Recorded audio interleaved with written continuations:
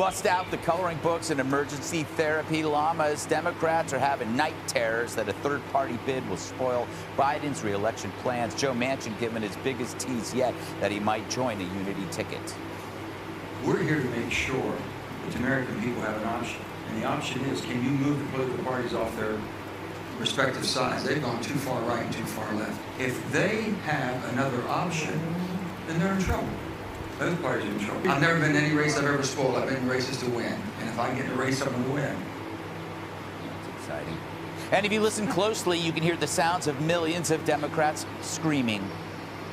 It's maddening. It would most likely hurt President Joe Biden in his re-election campaign. But let's say for some reason we see a moderate Republican win the GOP nomination, then it could potentially hurt them. That will be his legacy for the rest of his life. Joe Manchin helped elect a fascist. They call themselves no labels, honestly, because like Oligarchs Gentlemen's Club was like, too much on the nose of a name for them. The only thing that Dr. West's candidacy can do is help elect Donald Trump. Seems to be a very charming man, and he's also administered the threat of the continued constitutional order in the United States. So, Harold, it's a threat to democracy, our constitutional order, by having another candidate run for president. People just hate third-party candidates because the one closest to their preferred candidate gets hurt.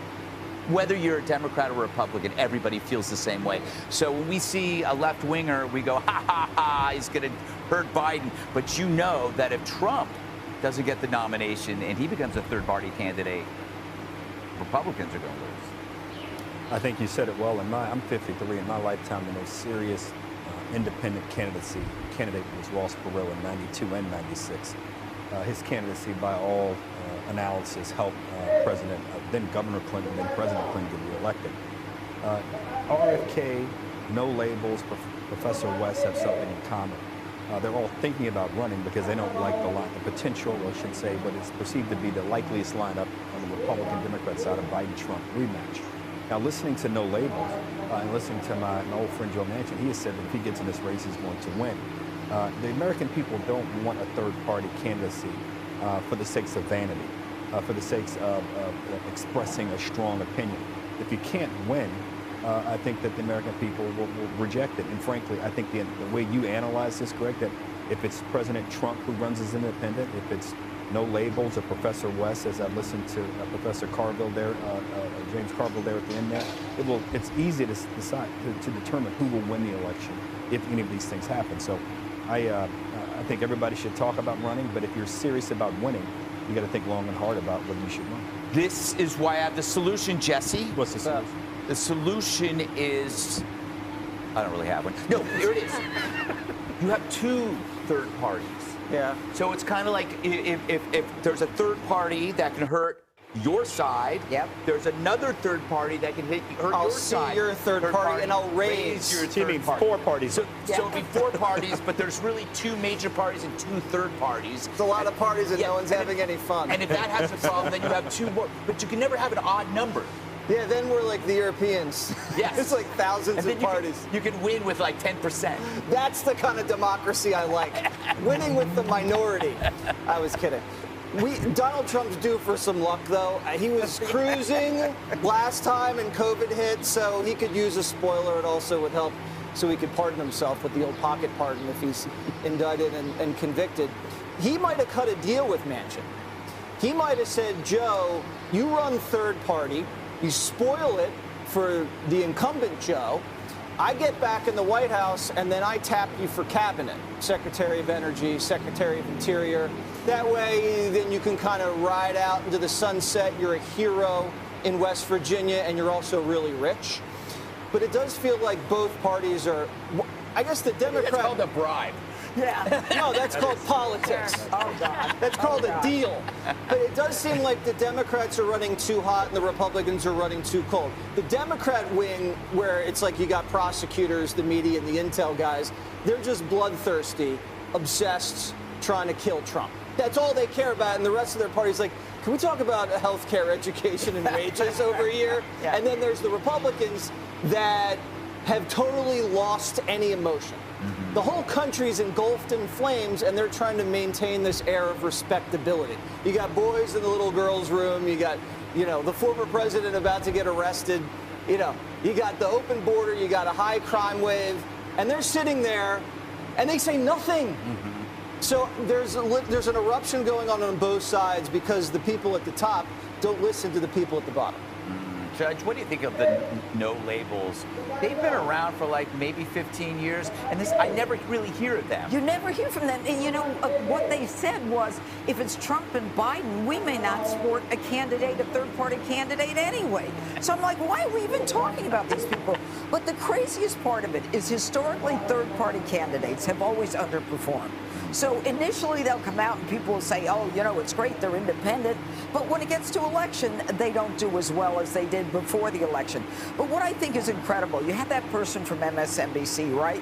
We want to keep the two-party system in the United States because institutionally, as a country, we need it.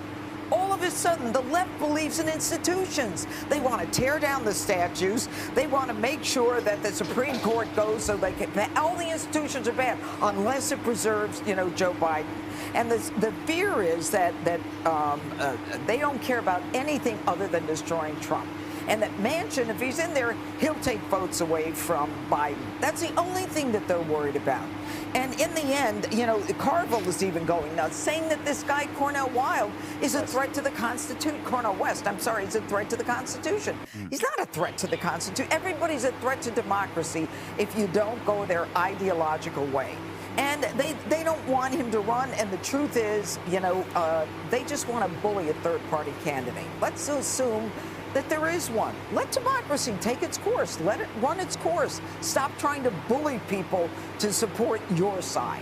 I really wish it was Cornel West. Yeah, that was He's a classic actor from the old school of acting. Was he in The Most Dangerous Game? He's quite a man's man, Kaylee. It's before your time. Yeah, Cornel West, he could win the Gen Z vote. Yeah, there you go. Like that. Do you notice what they're doing to RFK is exactly kind of what they did to Trump, which is they parse every one of his words. It's like they don't like anything he says somehow undermines all of the deeds he's done. Yeah. So it's like, suddenly he's anti-Semitic, but he's never had an anti-Semitic deed in his life. But this is what they did to Trump. Oh, it's the same playbook. Anti-Semitism, racism, misogyny, et cetera. They do it to Trump. They do it to RFK, anyone they don't like. But there are three Joes in this race. There was the Joe in the Oval, who today for about 10 seconds looked like he fell asleep. Like his head was down and he was mumbling with the Israeli president. Really peculiar. Then there's the Joe that matters, which is the Joe Manchin, because Joe Manchin would doom a Joe Biden candidacy. Would absolutely doom him. You look at the late-breaking numbers of third-party voters, 2-1. They went for Joe Biden as compared to Hillary Clinton.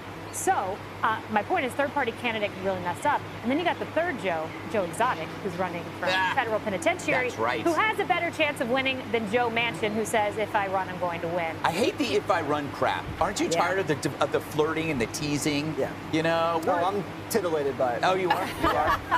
Well, it is content. Yeah. It is. It's summer. We have to come up with stories. That's right. All right, ahead, they tried locks and plexiglass. Now liberal cities are resorting to chaining up your ice cream. Hi, everyone. I'm Brian Kilmeade. I want you to do me a favor. I want you to click to subscribe to the Fox News YouTube page. This is the only way that I know for sure that you're not going to miss any great commentary, any great news bites, any great interviews coming your way on Fox. You can get it all here on YouTube. So subscribe right now.